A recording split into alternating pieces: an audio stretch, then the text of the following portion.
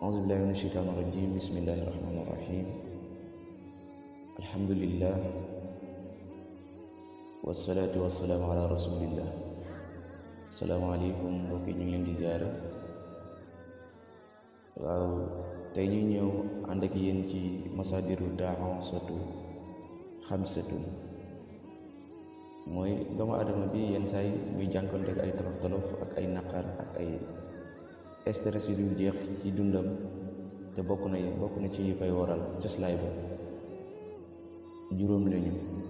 bi ci njëkk mooy isyaanul walidayni, mooy sa ñaari waajur. képp koo xam ni mu ngi dëkk ci mooy ñaari waajuram du am lu ko neex mukk ci dundam, ndaxte suñu borom moo ñu leen topploo ci li nga xam ni mooy dëgg.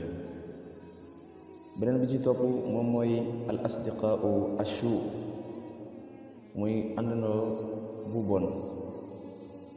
àndandoo bu bon bokk na ci li nga xam ni day yàq dundu doomu aadama, parce que képp koy àndal rek su fekkee dafa nekk àndandoo boo xam ni présentable ak yow loo góorgóorlu ne kii dinaa ko defar, moom mu yàq la moo gën a yomb yow nga defar ko. ñetteel bi mooy bon daal alquraan yi, mooy sori alquraan.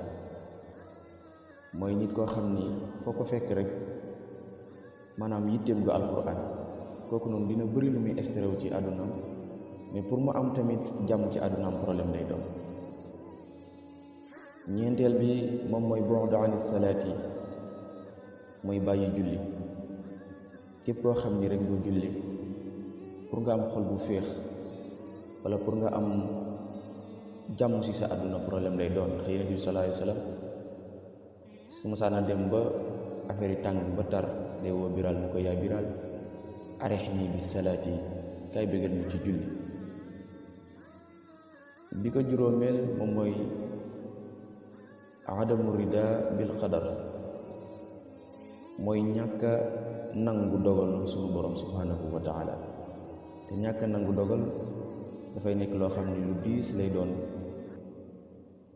parce que lépp loo xam ne yàllaa ko dogal rek soo ko nanguwul rek dafay diis. li nga xam ni dogal na ko ci yow soo ko nangoo dafay doon loo xam ne lu oyof lay doon ci yow.